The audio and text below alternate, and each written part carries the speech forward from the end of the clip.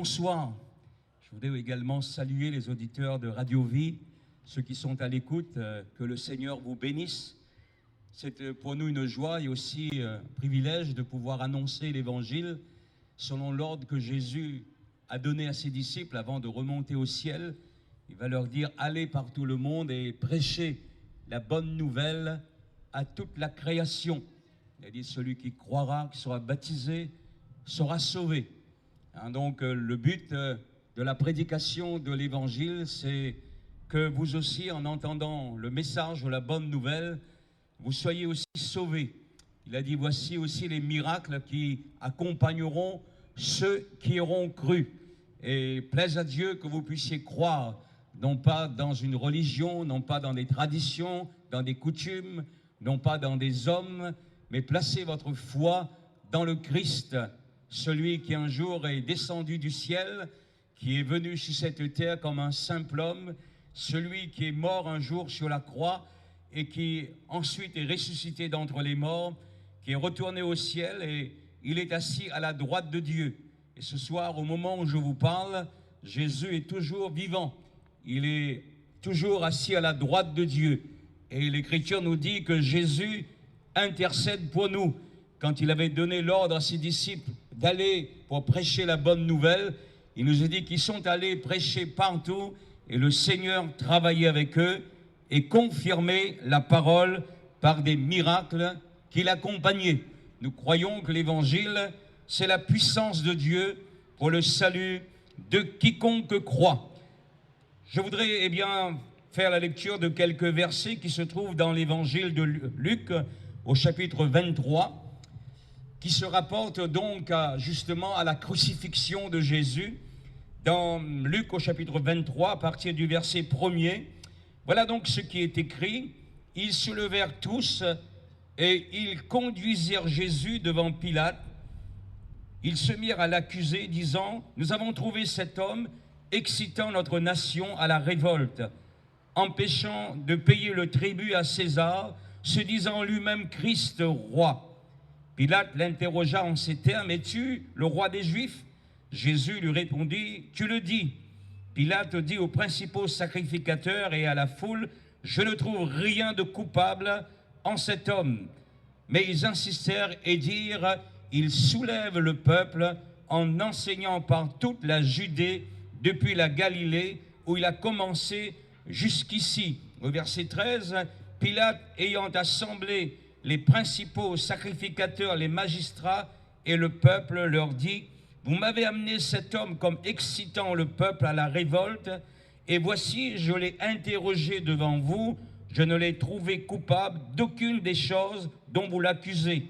Hérode non plus, car nous l'avons renvoyé, et voici, cet homme n'a rien fait qui soit digne de mort. Je le relâcherai donc après l'avoir châtié. À chaque fête, il était obligé de leur relâcher un prisonnier. Ils s'écrièrent tous ensemble: fais mourir celui-ci et relâche-nous Barabbas. Cet homme avait été mis en prison pour une séduction qui avait eu lieu dans la ville et pour un meurtre.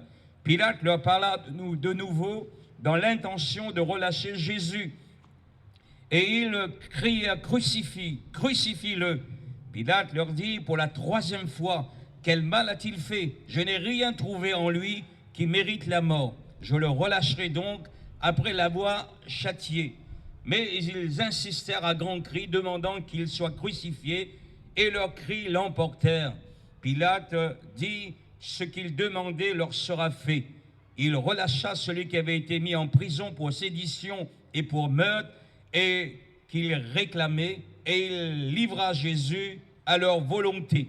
Au verset 32, il est dit: on conduisit en même temps deux malfaiteurs qui devaient être mis à mort avec Jésus. Lorsqu'ils arrivèrent au lieu appelé Crâne, ils le crucifièrent là, ainsi que les deux malfaiteurs, l'un à sa droite, l'autre à sa gauche. Jésus dit: Père, pardonne-leur, car ils ne savent ce qu'ils font. Ils se partagèrent ses vêtements en tirant au sort. Le peuple se tenait là et regardait.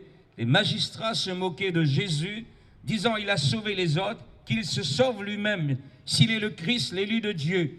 Les soldats aussi se moquaient de lui, s'approchant et lui présentant du vinaigre. Ils disaient, si tu es le roi des Juifs, sauve-toi toi-même. Il y avait au-dessus de lui cette inscription, celui-ci est le roi des Juifs. L'un des malfaiteurs crucifiés l'injuriait, disant, n'es-tu pas le Christ? Sauve-toi toi-même et sauve-nous. Mais l'autre le reprenait et disait, ne crains-tu pas Dieu, toi qui subis la même condamnation? Pour nous, c'est justice, car nous recevons ce qu'ont mérité nos crimes. Mais celui-ci n'a rien fait de mal. Et il dit à Jésus, souviens-toi de moi quand tu viendras dans ton règne. Jésus lui répondit, je te le dis en vérité, aujourd'hui, tu seras avec moi dans le paradis. Amen.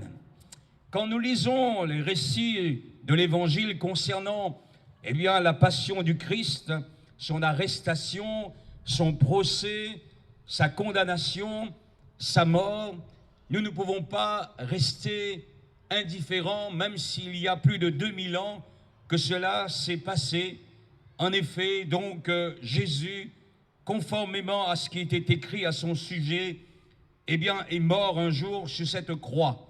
D'ailleurs, en venant dans ce monde, il avait dit à son Père, « Me voici, je viens, envoie-moi. » Dans le rouleau du livre, il est question de moi. Je viens, ô Dieu, pour faire ta volonté. Puisqu'il dira, tu n'as voulu ni agrès, ni sacrifice, ni offrande pour les péchés. Alors je dis, je viens, je viens. Et Christ, en entrant dans ce monde, savait qu'il était venu chercher et sauver ceux qui étaient perdus. Quand nous lisons, l'arrestation, le procès de Jésus, quand nous voyons sa condamnation, puisqu'il fut condamné à mort et on l'a crucifié, donc on peut se poser beaucoup de questions. Et là, pour la première fois, lorsque j'ai commencé à lire l'Évangile, j'étais quand même révolté en me disant, pourtant le gouverneur a dit à plusieurs reprises qu'il n'avait rien fait de mal, qu'il était innocent, qu'il voulait le relâcher. Au final, donc il est condamné à mort. Et bien sûr, quand on lit cela avec notre sagesse et notre intelligence humaine, nous pouvons crier à l'injustice, à l'incompréhension. Chers amis, permettez-moi de vous dire que la mort de Jésus à la croix n'était pas une erreur judiciaire. Ce n'était pas un complot religieux, ni non plus une fatalité. Mais c'était le plan de Dieu pour le salut de l'humanité. Il était livré selon le dessein, arrêté selon la prescience de Dieu. Et quand nous lisons la Bible, même les prophètes l'avaient bien longtemps d'avance annoncé au sujet de sa venue, certes de sa naissance, mais aussi de son ministère, de sa mort et de sa crucifixion. 1000 ans environ avant la venue de Jésus, David, qui était un roi d'Israël, mais qui était aussi rempli de l'Esprit, avait prophétisé. Certainement, il n'avait pas compris totalement la portée de ce qu'il disait, mais il avait prophétisé sur les souffrances de Jésus sur la croix. Dans le psaume 22, par exemple, 1000 ans avant la venue de Jésus, il dira « Mon Dieu, pourquoi m'as-tu abandonné ?» Donc, ce sont les paroles que Jésus avait prononcées sur la croix. Il avait écrit, une bande de scélérats rôde autour de moi. Ils ont percé mes mains et mes pieds. Ils se partagent mes vêtements. Ils tirent au sort ma tunique. Et en effet, quand on relit l'Évangile, on voit que, ces choses se sont passées, comme cela avait été annoncé. David disait, ils mettent du fiel dans ma nourriture, et pour apaiser ma soif, ils m'abreuvent de vinaigre. Donc on voit que ce n'était pas une erreur judiciaire, ce n'était pas un complot religieux, ce n'est pas une fatalité, mais selon le dessein de Dieu, selon le plan de Dieu, pour sauver l'humanité, il fallait que le Christ vienne sur cette terre. 750 ans environ avant sa venue, le prophète Ésaïe avait aussi annoncé sa venue, sa souffrance, en disant qu'il était méprisé, abandonné des hommes, homme de douleur et habitué à la souffrance, semblable à celui dont détourne le visage. Nous l'avons dédaigné, nous n'avons fait de lui aucun cas. Cependant, ce sont nos souffrances qu'il a portées. C'est de nos douleurs qu'il s'est chargé. Nous l'avons considéré comme puni, frappé de Dieu et humilié, mais il était blessé pour nos péchés, brisé pour nos iniquités. Le châtiment qui nous donne la paix est tombé sur lui. Et c'est par ses meurtrissures que nous sommes guéris. Il s'est livré lui-même à la mort et il a été mis au nombre des malfaiteurs. Et ainsi, donc, il n'y a pas de hasard, chers amis. Et si Jésus est mort, ça a un sens bien particulier pour tous les hommes. Ça a un sens bien précis pour vous, monsieur, madame, cher ami, pour moi, pour tous les hommes. Nous sommes concernés de la mort de Jésus. Il y a le plan de Dieu pour notre salut. La crucifixion, les méthodes, eh bien, à cette époque, étaient les mêmes pour les condamnés à mort, puisque les Romains, à l'époque, exécutaient les condamnés à mort, eh bien, en les crucifiant, comme il existe encore malheureusement dans certains pays la pendaison, il existe encore la chaise électrique, et dans certains pays, malheureusement, la peine de mort est encore en vigueur dans certains pays. À l'époque de Jésus, les Romains exécutaient donc ainsi les condamnés à mort. Pour les plus anciens, ici à l'île de la Réunion, ils nous en parlent quelquefois, il y avait la guillotine. Pour ceux qui étaient condamnés à mort, donc ils devaient donc mourir. Et ce jour-là, on a conduit avec Jésus deux malfaiteurs. L'un était à sa droite, l'autre était à sa gauche. Jésus donc était au milieu, nous dit l'Écriture.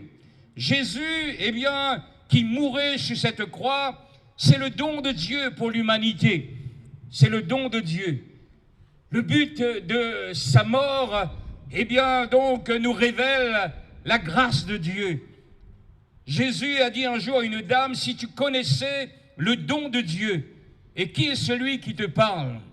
Dieu a tant aimé le monde qu'il a donné son Fils unique, afin que quiconque croit en lui ne périsse point, mais qu'il ait la vie éternelle. Dieu ne nous a pas donné une religion, des traditions, des coutumes, mais Dieu nous a donné la vie éternelle. Et la vie éternelle est en son Fils Jésus. Jésus avait déclaré qu'il n'y a personne qui me l'ôte ma vie, mais je la donne de moi-même. Jésus, donc, lorsqu'on l'a jugé donc, au tribunal, on avait suscité de faux témoins. Et Jésus n'a rien répondu, ce qui va d'ailleurs étonner le gouverneur en disant « tu ne réponds de rien ». Mais Jésus, donc, eh bien, pouvait se défendre, mais il a donné sa vie volontairement. Jésus, eh bien, est mort, et la mort de Jésus, au milieu de ces brigands, entre ciel et terre, c'était la preuve de l'amour de Dieu pour chacun d'entre nous, pour tous les hommes. Christ est mort par amour, et il est mort pour nos péchés. Jésus a donné sa vie donc volontairement. L'Écriture nous dit que à peine quelqu'un peut-être voudrait mourir pour un homme de bien, mais Dieu, lui, il prouve son amour envers nous lorsque nous étions encore des pécheurs, des impies, dans notre péché, dans notre misère. Christ, au temps marqué, est mort pour nous. Monsieur, madame, chers amis, jeunes gens, jeunes filles, vous devez savoir que Jésus est mort pour vous. Il est mort pour chacun d'entre nous. Il est mort pour tous les hommes. C'est le don de Dieu, eh bien, fait à l'humanité. Il est mort, eh bien, pour nos péchés, puisque l'Écriture nous dit que sans distinction, tous ont péché et tous sont privés de la gloire de Dieu. Si vous mourrez dans vos péchés, vous serez séparés dans l'éternité d'avec Dieu. Et chers amis, voilà pourquoi il est important de notre vivant de rencontrer Jésus, de vivre une rencontre personnelle avec lui. Oui, Jésus est mort par amour. Il est mort à ta place, il est mort à ma place, il est mort à la place de tous les hommes. il va déclarer qu'il n'y a pas de plus grand amour que de donner sa vie pour ceux que l'on aime. Et parce que Jésus nous aime, parce que Jésus nous a aimés le premier, eh bien, chers amis, voilà pourquoi donc il est mort sur cette croix. Hein, voilà pourquoi, eh bien, Jésus, entre ciel et terre et entre ces deux brigands, eh bien, donc, mourait non pas dans la haine, non pas dans les regrets, mais dans l'amour en disant, Père, Père, pardonne-leur, car ils ne savent ce qu'ils font. Oh, Jésus, eh bien, chers amis, est mort dans l'amour, parce qu'il nous voyait perdus, égarés, il nous voyait sans espérance et sans Dieu. Voilà pourquoi Jésus a donné sa vie sur cette croix.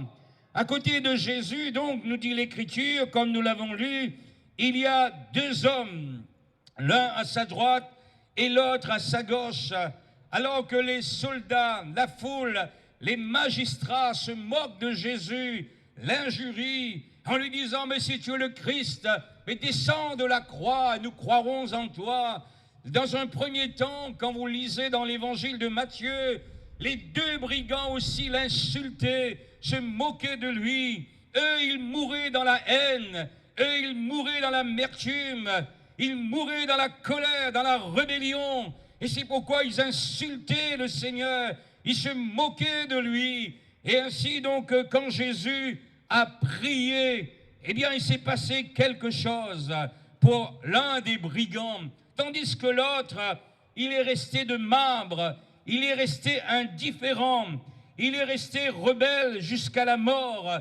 Et l'un des malfaiteurs continuait de l'insulter. Il était amer. Dans même le jour de sa mort, il mourait dans la rébellion. Son cœur était endurci. Et pourtant, son ami à côté de lui va l'exhorter en lui disant, ne crains-tu pas Dieu, toi qui subis la même condamnation? Et cet homme, malheureusement, reste avec un cœur fermé, avec un cœur rebelle, avec un cœur endurci. Alors qu'il entend Jésus prier pour lui, prier pour ceux qui étaient là, prier pour nous, alors qu'il entend, il voit l'attitude de Jésus, qui est remplie de compassion et d'amour, il reste de marbre. Je ne sais pas, chers amis, ce que vous allez faire ce soir en entendant le message de l'Évangile. Je le répète, Jésus est mort à ta place, Jésus est mort à ma place, il est mort pour tous les hommes, il est mort pour nous donner donc la vie éternelle.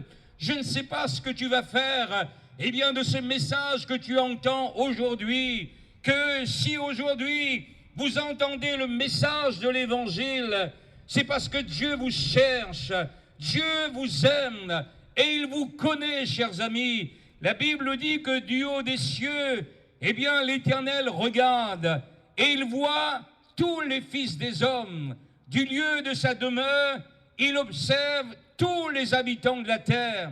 Lui qui a formé leur cœur à tous et qui est attentif à toutes leurs actions.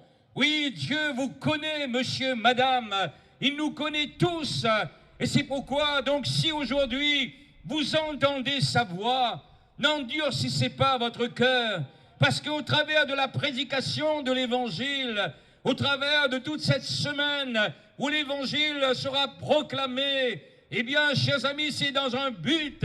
Nous sommes là, de la part du Seigneur, pour vous dire que c'est important de vous tourner vers le Dieu vivant et vrai, de vous tourner vers celui qui vous a créé, qui vous a donné la vie, l'être, le mouvement et la respiration. Chers amis, le Seigneur, il est vivant. Ce Christ, donc, qui est mort sur cette croix, il est ressuscité. Et au travers du message de l'Évangile, et par le Saint-Esprit qui accompagne sa parole, Dieu veut vous amener à la lumière, il veut vous éclairer, il veut que vous puissiez le connaître, le rencontrer. Cessez de vous confier dans des hommes, Cessez de vous confier dans, l'ouvrage de la main des hommes. Il y a des dieux, entre guillemets, que les hommes ont fabriqués, nous dit l'Écriture. Ils ont bien des yeux, mais ne peuvent pas nous voir. Ils ont bien des oreilles, mais ne peuvent pas nous entendre. Ils ont bien une bouche, mais ne parlent point. Des pieds ne marchent point. Ils ne peuvent pas secourir, chers amis. Ça, c'est l'ouvrage de la main des hommes.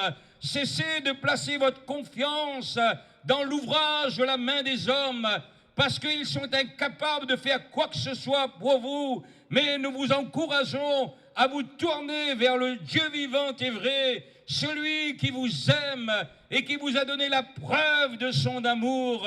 Et lorsque vous allez vous tourner vers lui, vous allez voir que tout va changer dans votre vie. Oh, tout va être transformé dans votre vie, comme nous avons entendu le témoignage de notre ami Michael tout à l'heure. Chers amis, nous sommes dans un monde qui de plus en plus est dans le désespoir. Nous vivons dans une génération de plus en plus où nous vivons des temps difficiles. Et l'Écriture nous dit que sache que dans les derniers jours, il y aura des temps difficiles. Les hommes seront égoïstes, amis de l'argent, fanfarons, hautains, blasphémateurs, rebelles, ennemis de gens de bien, traîtres emportés, enflés d'orgueil, aimant le plaisir plus que Dieu. Nous vivons dans cette génération et nous vivons des temps difficiles, des temps mauvais. Oui, comme nous l'avons chanté tout à l'heure,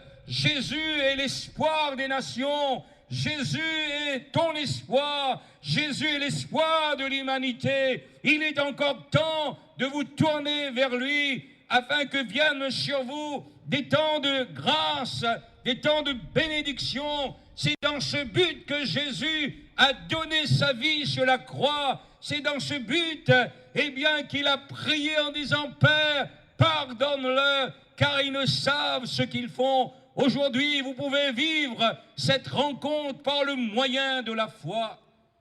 À côté de Jésus, l'un des brigands, comme nous l'avons lu, lui, son cœur a été touché. Lui aussi, il mourait à cause, de ses fautes. Il va l'avouer. Pour nous, c'est justice, parce que nous recevons ce qu'ont mérité nos crimes. Il a pris conscience de quelque chose, il craint Dieu. Voyant son ami continuer d'insulter le Seigneur, il dit « Mais ne crains-tu pas Dieu, toi, qui subis la même condamnation ?» Nous, on mérite notre condamnation. Si la justice de notre pays nous a condamnés, c'est parce que nous avons commis le mal et nous méritons notre condamnation. Mais lui, en parlant de Jésus, il dit « Il n'a rien fait de mal. Il n'a rien fait de mal. » Il réalise en effet l'innocence de Jésus. Jésus n'a rien fait de mal, chers amis. Jésus est immaculée conception, c'est-à-dire qu'il a été conçu sans péché. Il a été conçu par l'Esprit Saint dans le sein d'une jeune fille qui se prénommait Marie. Il échappe à la lignée d'Adam. Il n'est pas né comme vous et moi avec le péché. Nous sommes nés avec cette nature pécheresse. Et la Bible nous dit qu'il n'y a pas un juste parmi les hommes, pas même un seul. Tous sont égarés, tous sont pervertis. Il n'en est aucun qui fasse le bien. Pas même un seul, nous dit l'Écriture. Oui, sans distinction, tous sont péchés, tous sont privés de la gloire de Dieu. Mais Jésus a vécu sur cette terre sans commettre de péché. Bien que l'Écriture nous dit qu'il a été tenté en toutes choses comme nous, mais sans commettre de péché. Et quand il meurt sur la croix, il prend sur lui nos péchés. Il prend en son corps sur le bois nos péchés, notre condamnation. Et le prophète dira, mais le châtiment qui nous donne la paix est tombé sur lui. Il était blessé pour nos péchés, brisé pour nos iniquités. Oui, chers amis, c'est pour cela que Jésus, a donné sa vie. Et ce brigand, il prend conscience de cela. Il n'a rien fait de mal, lui. Jésus est innocent. Il a compris que lui, il mérite sa condamnation. Mais Jésus ne mérite pas cette mort, cette condamnation. Il va se tourner vers Jésus en lui disant, mais souviens-toi de moi quand tu viendras dans ton règne. Souviens-toi de moi quand tu vas venir dans ton règne. Et Jésus va dire à cet homme, je te le dis en vérité, aujourd'hui tu seras avec moi dans le paradis. Alléluia! Quelle bonne nouvelle! Quelle espérance glorieuse! Aujourd'hui tu seras avec moi dans le paradis. Ce même jour, cet homme est mort à côté de Jésus à la croix. On l'a descendu, on l'a mis dans un sépulcre, de même que le Seigneur. Et 3 jours après, Jésus, lui, il est ressuscité d'entre les morts. Quand nous mourons, chers amis, nous les hommes, eh bien notre corps retourne à la poussière. Où Dieu avait dit à l'homme, quand il a péché, tu es poussière et tu retourneras à la poussière. Mais nous ne sommes pas faits que simplement d'un corps. Nous avons une âme, un esprit qui est éternel. C'est la partie immatérielle de notre être, mais eh bien, qui est la partie éternelle de notre être. Et lorsque le corps qui est poussière retourne à la poussière, qui a été fait de poussière à l'origine, retourne à la poussière, l'esprit, l'âme retourne à Dieu qui l'a donné. Et l'Écriture nous dit, comme il est réservé aux hommes de mourir une seule fois, après quoi vient le jugement. Après quoi disent certains, mais il n'y a plus rien, monsieur. Eh bien, quand on nous met un terre dans le cimetière, c'est fini. Certes, c'est vrai pour l'administration, c'est vrai pour nos proches, ne vont plus nous voir. Mais vous devez savoir, la vérité, c'est que nous allons nous présenter devant Dieu. Et chacun rendra compte à Dieu pour lui-même. Oui, l'Écriture nous dit que nulle créature n'est cachée devant Dieu. Tout est nu, tout est découvert aux yeux de celui à qui nous devons rendre compte. Mais Dieu, chers amis, il use de patience envers vous, ne voulant pas qu'aucun périsse, voulant que tous arrivent à la repentance. C'est pourquoi l'Évangile est annoncé. C'est parce que Dieu vous cherche pour que vous puissiez vous repentir, vous détourner de votre mauvaise voie, de votre mauvaise vie, pour que Dieu vous pardonne. L'Écriture nous dit que si nous confessons nos péchés à Jésus, il est fidèle et juste pour nous pardonner et pour nous purifier de toutes nos iniquités, de toutes nos fautes. C'est cela la bonne nouvelle de l'Évangile, c'est que Dieu nous pardonne aujourd'hui. Père, pardonne-le, car ils ne savent ce qu'ils font. Dieu ne tient pas compte, chers amis, des temps d'ignorance, mais il annonce maintenant et en tout lieu qu'ils ont à se repentir, parce qu'il a fixé un jour où il jugera le monde selon sa justice par l'homme qu'il a désigné, et ce dont il a donné à tous une preuve certaine en le ressuscitant d'entre les morts. Un jour, vous devez vous présenter devant Dieu. Comment allez-vous vous présenter? Nous ne pouvons pas être justifiés par nos croyances religieuses. Nous ne pouvons pas être justifiés par nos œuvres. Nous ne pouvons pas nous justifier par notre or, notre argent. Chers amis, c'est impossible. L'Écriture nous dit que ce n'est pas, eh bien, par de l'or, par de l'argent, que vous avez été rachetés de la vaine manière de vivre, que vous aviez hérité de vos pères, mais par le sang de Jésus. Le sang de Jésus qui a été versé à la croix, eh bien, c'est le seul moyen qui nous donne le pardon de nos péchés. C'est le seul moyen, eh bien, que Dieu a donné pour que l'homme pécheur puisse être justifié, gracié de toutes ses fautes, de toute sa culpabilité, de toutes ses mauvaises œuvres.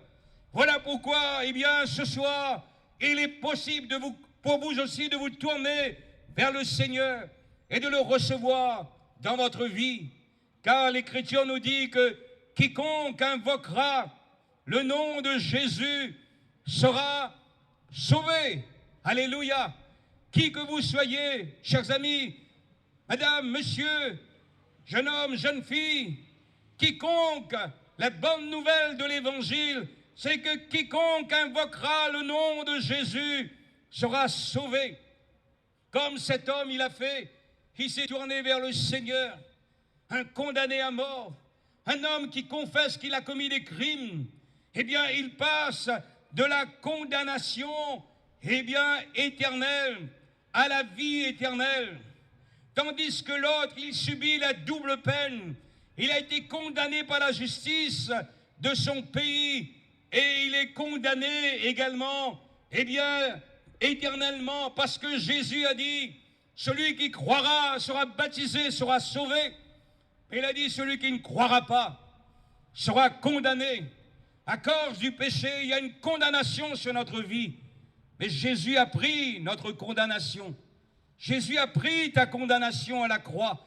Et voilà pourquoi, chers amis, il est important, pendant le temps que Dieu nous donne encore de vivre cette terre, de nous tourner vers lui et de faire la paix avec Dieu. Comme le disait en son temps cet homme de Dieu, nous vous disons, soyez réconciliés avec Dieu. Revenez à Dieu, revenez de tout votre cœur et repentez-vous pour que viennent sur vous des temps de rafraîchissement de la part du Seigneur, car Dieu vous aime. N'oubliez jamais que Dieu vous aime. Qui que vous soyez, quel que soit votre passé et tout ce que vous avez pu commettre, eh bien, de désastreux dans votre vie, Dieu vous aime. Il y a encore la possibilité de vous tourner vers lui aujourd'hui. Jésus a dit, aujourd'hui, tu seras avec moi dans le paradis. L'Écriture nous dit que aussi longtemps qu'on peut dire aujourd'hui, aujourd'hui c'est un jour de grâce. Aujourd'hui c'est encore un jour de salut. Aujourd'hui vous pouvez vous tourner vers Dieu et vous allez voir que Dieu vous aime. Oui, sans or, sans argent, sans rien payer, sans donner quoi que ce soit, eh bien, venez à Jésus. Oui, Dieu a tant aimé le monde, lui il a donné. Il a donné son Fils unique, afin que quiconque croit en lui ne périsse point, mais qu'il ait la vie éternelle.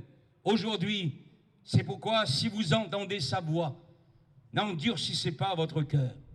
Aujourd'hui, un jour, un homme, il est entré dans un restaurant et il a vu une pancarte dans ce restaurant qui indiquait « Aujourd'hui ».